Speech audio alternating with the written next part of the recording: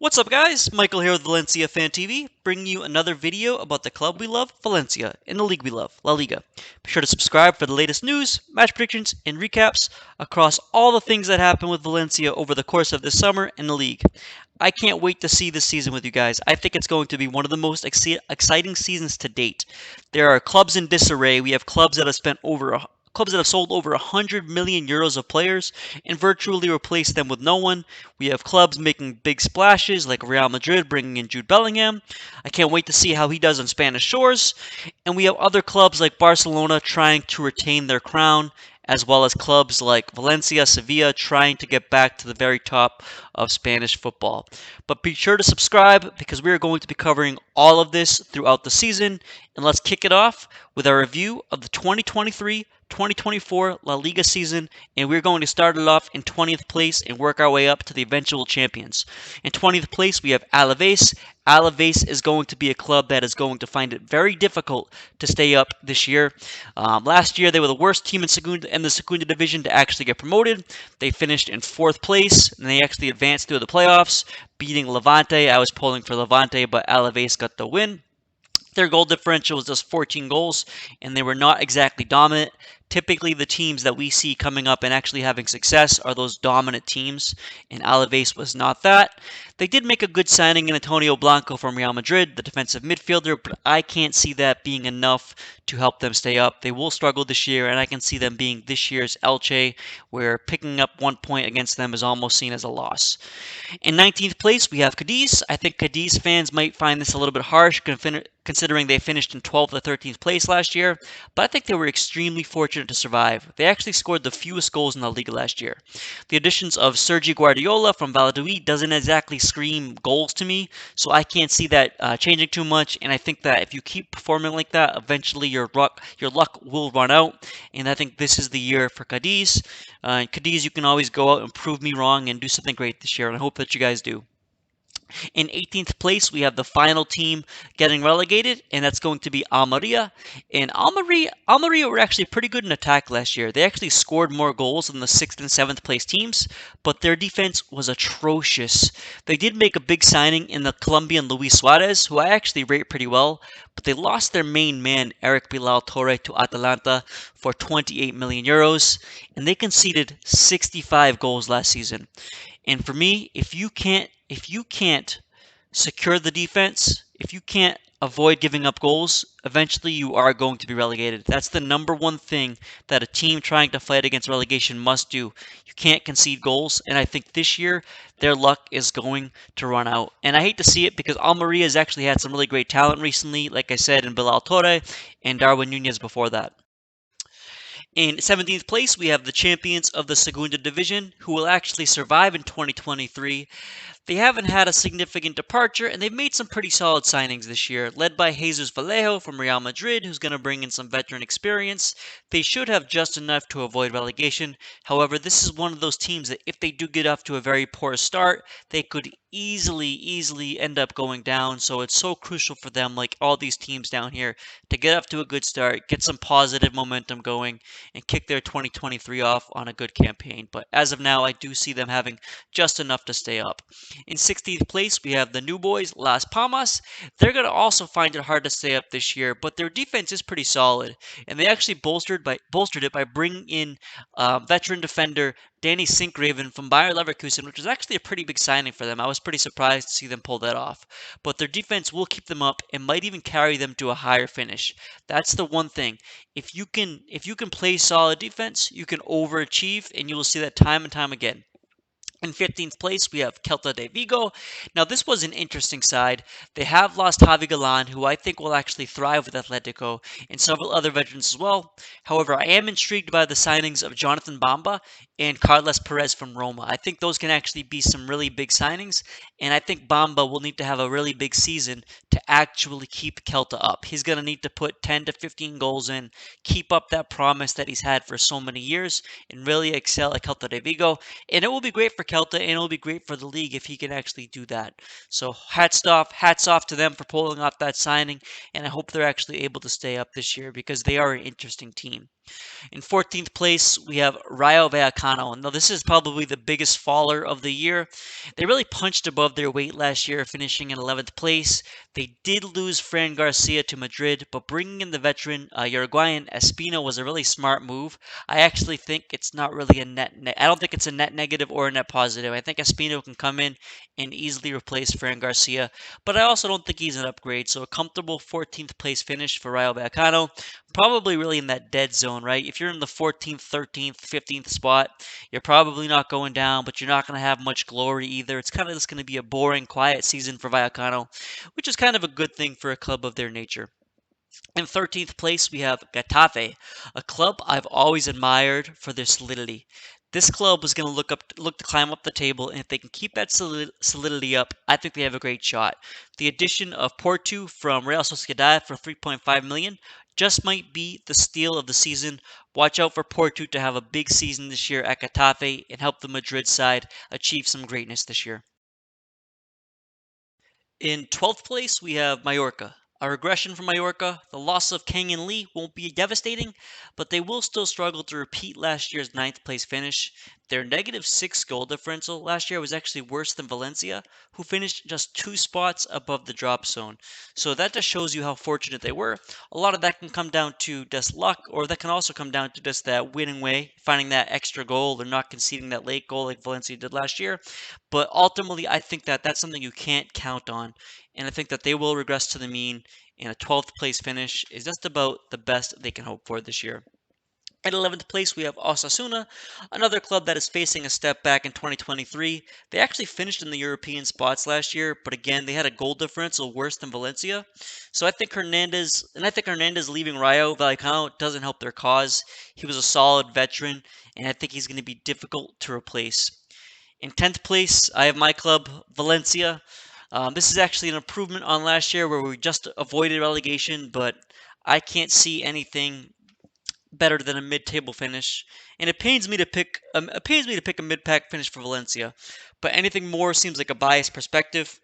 As things stand, our squad is worse than last year. The losses of Lino, Kluivert, and Cavani have not been replaced. Nico Gonzalez is gone. Musa is gone.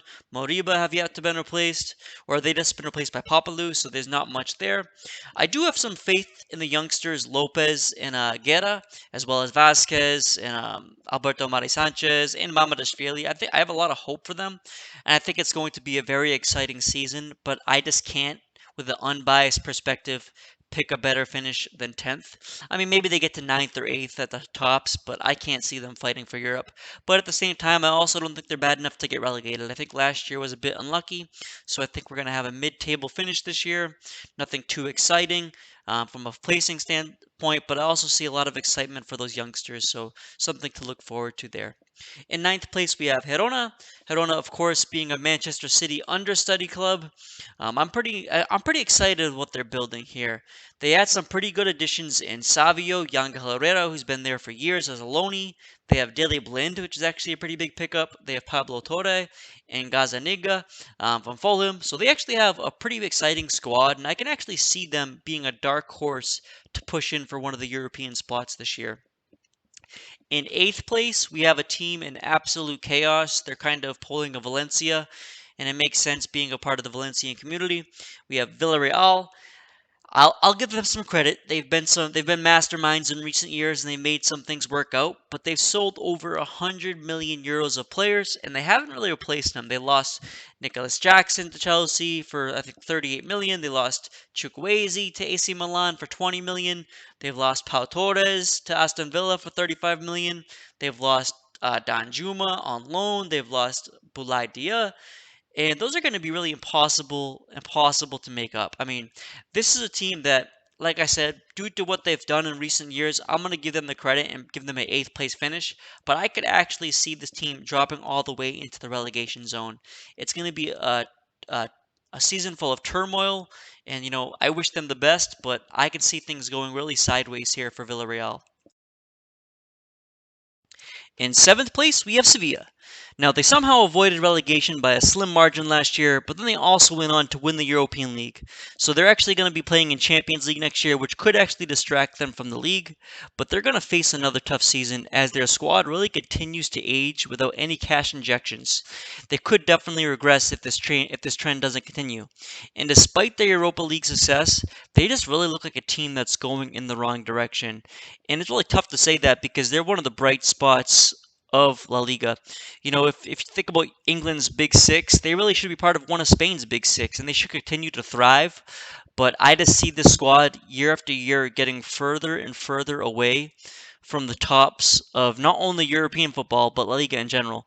This was a team that I thought a couple of years ago wasn't that far off from being a challenger to Real Madrid, Atletico, and Barcelona, but now they seem like they're closer to Valencia in mid-pack versus the actual top teams. So kind of sad to see where Sevilla's in, but they're just going to have just enough this year to actually maintain some European football, and knowing their pedigree, they'll probably win the Conference League next year. In sixth place, we have a club that's just run very well, Athletic Bilbao, and it's kind of by default that they're going to squeak into the Europa League after a pretty uneventful season. They could easily drop out after they lost Inigo Martinez over to Barcelona, but I just think that this team is just a solid team. They just know what they're doing, and they always seem to have a solid but uneventful season. But they're really going to need the Williams brothers and Munain to step up and really be at the peak of their power if they want anything better than sixth or seventh place. In fifth place, we have the Basque club, Real Sociedad, and they're gonna find it hard done by not putting them in the Champions League again. But you'll find for some of the teams I think that are in the top four spots just have a better claim. They will find some solace in the fact that I think they're going to actually have a pretty good Champions League run. I think they're going to actually make it out of the group stage and make it either to the round of 16 or the quarterfinals before eventually getting knocked out.